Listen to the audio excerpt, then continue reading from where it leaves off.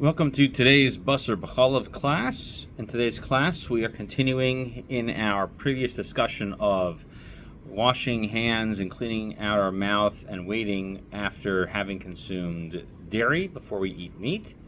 And we are wrapping up Yoreh Deah. This is Pei Tes Aleph and Beis, or chapter 89, Halacha 1 and 2. So we're going to go into the deep dive about cleaning yourself off before diving into some meat. So when do you have to do that? Because we touched on it when we discussed the waiting periods that might be applied between having consumed cheese and then wanting to go and have a meal containing meat. So we saw the Gemara that it says that we had to wait. So the Gemara talks about washing your hands, and then it says there should be reward, tava agra, right? That there should be there should be a reward for washing your hands. It says taught the name of Rabbi Abba.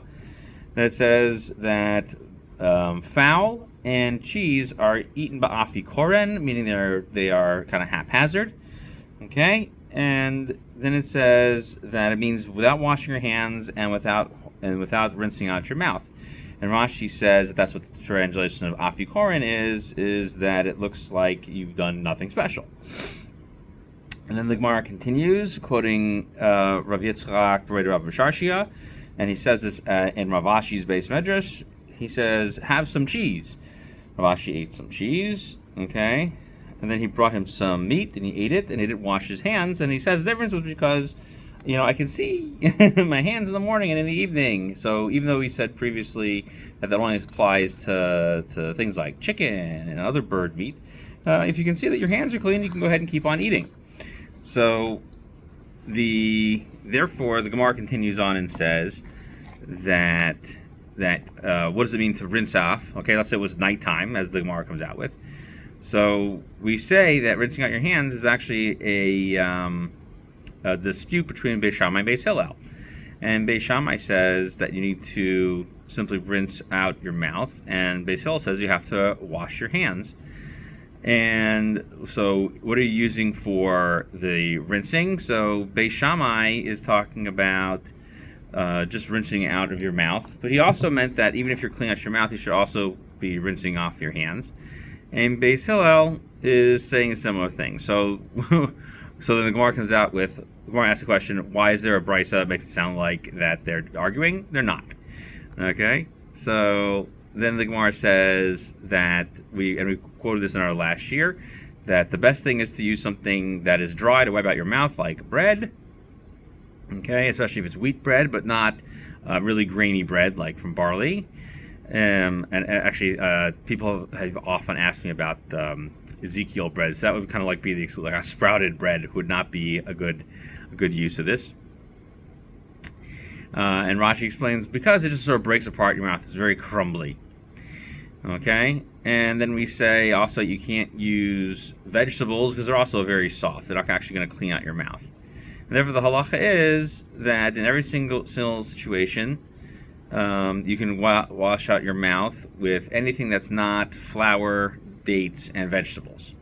Okay?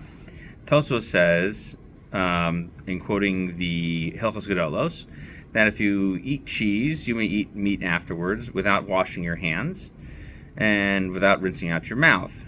And you see that Mar Ukva refrained from doing that.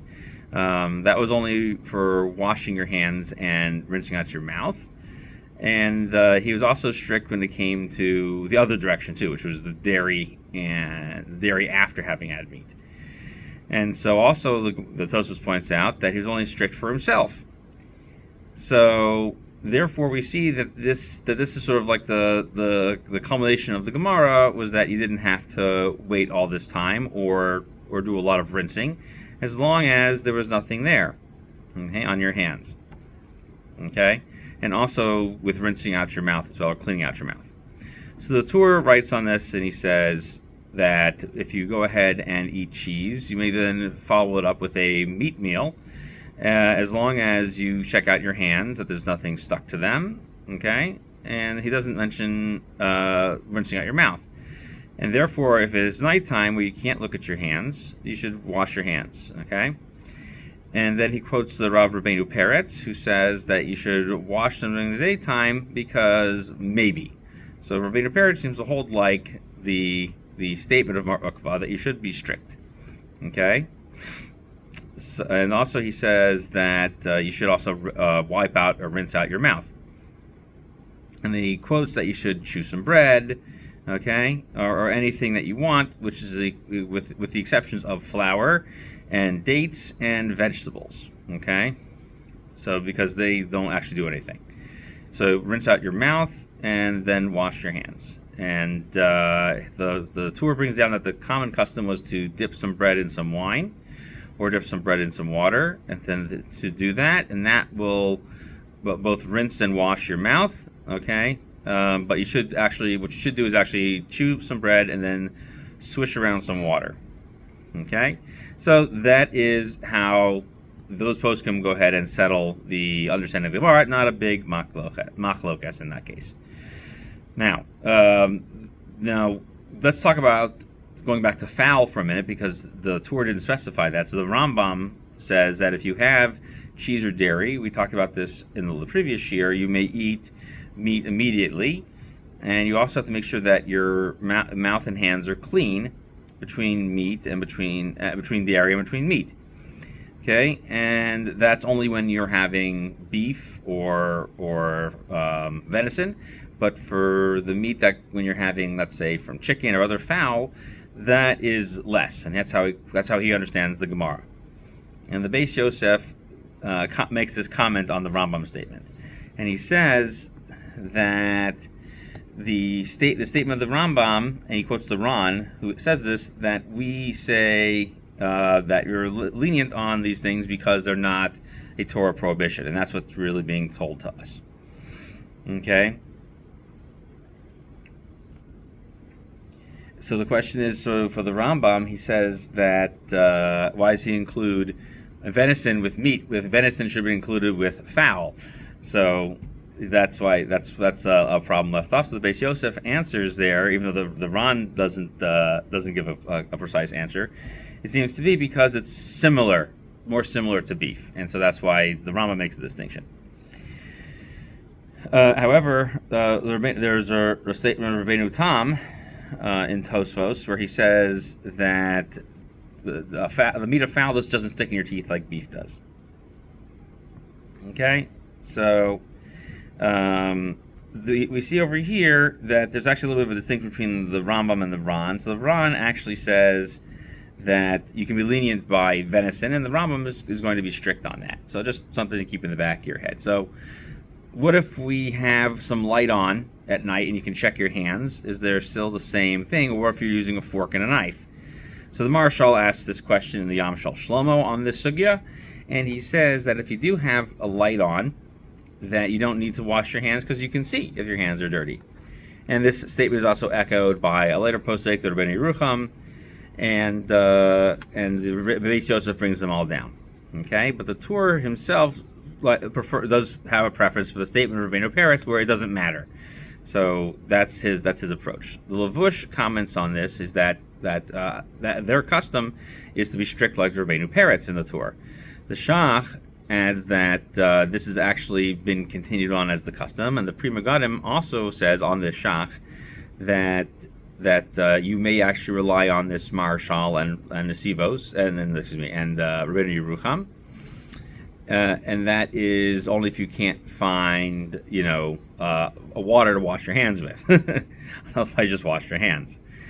The Pri Chadash makes a statement in which he says that if you went ahead and have cheese, okay, and you put them on a plate, but you didn't touch the plate, okay, so you use a fork. You don't have to wash your hands. So as long as you have cheese served you on a plate and use a fork, washing your hands is not required. And the Aruch HaShulchan echoes this statement as well. And oddly enough, this is also brought down in the Be'er Heitev. Pri Megadim says that according to the Rabbeinu Peretz, you should still wash your hands because maybe you touched it. So there's a difference of opinion on it, but again, we see that there's ways to be lenient if you don't feel like going to wash your hands all the time. If you Now let's go back to again for if you're waiting between meat and dairy. So you eat the dairy first, and you're waiting between that before you have meat. You still have to do the cleaning processes we've mentioned. So the Shach asked this question, and he says that that based on what the Ramah says, that immediately after you've finished your meal, you can go ahead and go on to the next one, meaning you've eaten your dairy meal, like let's say you had an omelet with cheese, and now you want to go have a hamburger, that it's fine as long as you bench and then go rinse and wash. Okay? So that sounds like that you do have to do that, and that's if you're doing it immediately. Okay? So that's if you're going to, so it sounds like, according to the Shach, that it's only when you're doing it immediate, but not if you're going to do the waiting period, which he discusses later on. The Taz, however, says that of course you have to still wash your hands, because no one makes that distinction, even though it doesn't sound that way from the Ramah. Okay, and this seems to be the way that it goes. So, meaning that if you went ahead and ate cheese, and now you want to go ahead and have meat, especially if that meat comes from beef or from venison, okay, or if you want to have fowl like chicken, then you really need three things. You have to wash your hands, okay, which is at all times according to the Rabbeinu Peretz. You have to wipe out your mouth, which means eating another food item in between, and you also have to rinse your hands very well, okay, and rinse out your mouth, okay. Now, if you drank milk, so then you don't need all of these things because you had the milk in kli, so that would be an exception. This is actually brought down in the Rishash, okay? So that's another thing. And one other thing is that even if you went ahead and ate cheese with a fork, some people say you should be strict anyway. And you do definitely have to say a bracha achrona, either benching or any other bracha achrona. Now, can you use, we talk about washing your hands and rinsing out your mouth. So with rinsing out your mouth, you saw you can use other stuff like wine or whatever, but can you do that for your hands? Let's say you just have water after. That's all, you don't have water around, you only have Purell, right? Or some other type of alcohol hand wipe thing. So this actually isn't so simple. The Beis Yosef says that you have to use water, okay? And that's actually not brought down explicitly in the Shulchan Aruch, but it is mentioned in the Shach, and this is actually brought down in Torah's Chatas of the Ramah. That's where they get it from. However, the Maharshal and the Knesset Zagedola both disagree, and so you can use other things. The Mishnah Berurah in Siman Kuf Ayin Gimel, Sif Cut and Tess, he says that you should not use other things, but that's only according to. This is not brought down in the Shulchan Aruch itself. The Ben Ish Chai and the Chida, they also say that if you don't have anything else, you could use something else. So if you technically use water to rinse your hands, but if you only have, let's say, hand wipes or the alcohol cleansing stuff, that would be fine as well. Because again, there's no water in it, so they wouldn't. It seems a bit needlessly stringent for something so simple. But just to be clear, since they don't mention anything else being used, the idea of using an alcohol cleaning wipe would only help if you don't have anything else to use. So even if you use those, you should still wash your hands with some water. So what's the final halacha according to the Mechaber and the Ramah? Okay, so the final halacha is that the Mechaber holds like the Rambam, okay, which we just said like that, and the Ramah,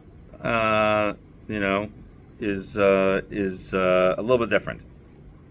So now, can you wash your hands over the water? So with water over the ground. So some people say that in the morning you can't do that, and they also say that you shouldn't do that for washing your hands between meat and milk. So if you're like outside having a picnic and you brought different snackies with you, and now you want to have you just ate all your dairy snackies and you want to have your meat snackies, so many people say you shouldn't wash your hands directly onto the ground. However, the Pri Megadim here does point out that would be okay. Now let's take a look what the difference between the Ramah and the Shulchan Aruch when it comes to washing your hands. So the Mechaber says that you have to look at your hands, okay? Which is what we were saying, is that if you're not washing them, you're looking at them.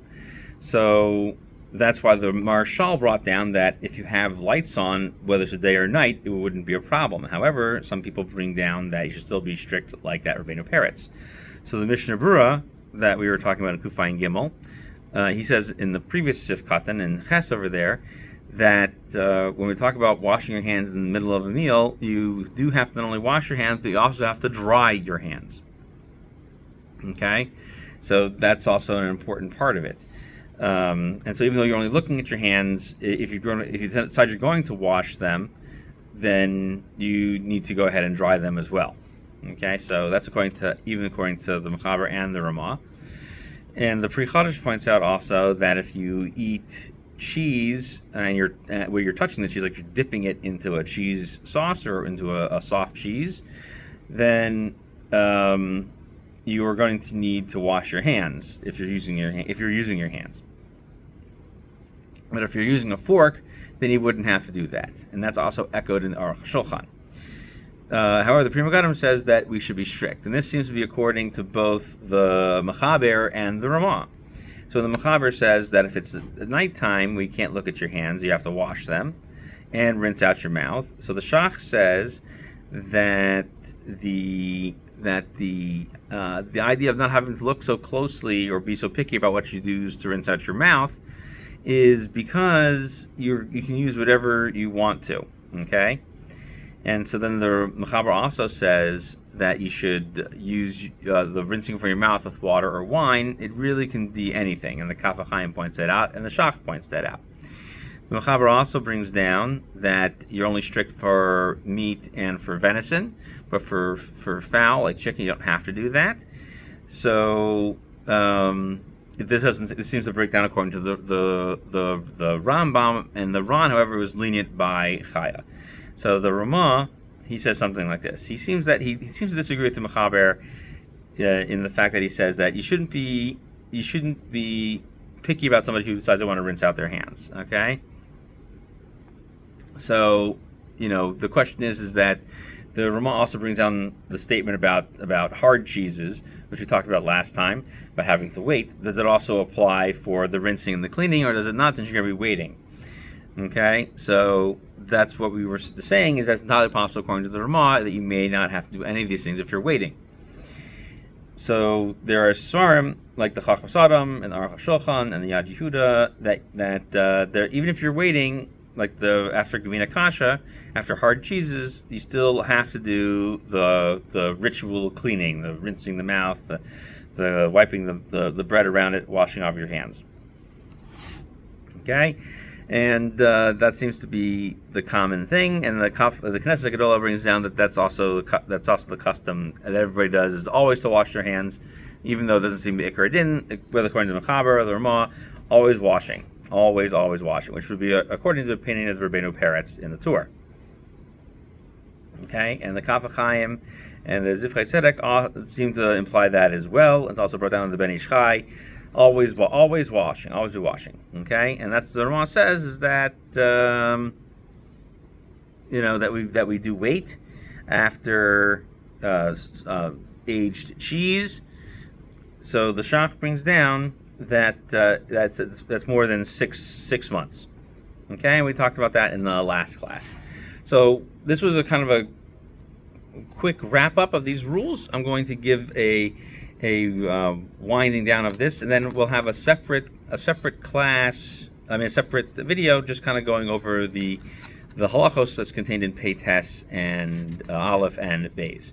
So to wrap up the washing stuff over here, so we see that according to the Gemara, that if you want to eat meat and then have meat after dairy, that you have to rinse and wash. Okay, and Rashi says that that's the case, and the Rambam, however, doesn't get so big into the mouth washing thing, but he does point about washing your hands a lot. The Torah brings this down as well and says that the washing of the hands for meat is during the day, and then he says the Rabbeinu Peretz is strict about that. Okay, and he also points out that people would sometimes put the wine and the bread together to clean out the mouth, but he said that he felt that it was better to separate the two. So, according to the Rambam and Tosfos, you don't have to wash your hands after having chicken, but you would for chaya. So the issue is that the chaya and oaf have the same only rabbinic restriction on it. So why are they more strict? So some people answer that's because the venison and stuff like that is similar to beef. The Ran, however, puts oaf and chaya into the same category, and he says that anything that's fowl, anything that's venison, don't require all these strictures. That's when we use the word afikorin, they're eaten without any real restrictions for cleanliness or cleaning. The strictures are only for when you're eating beef or cattle or a thing that's Torah prohibited.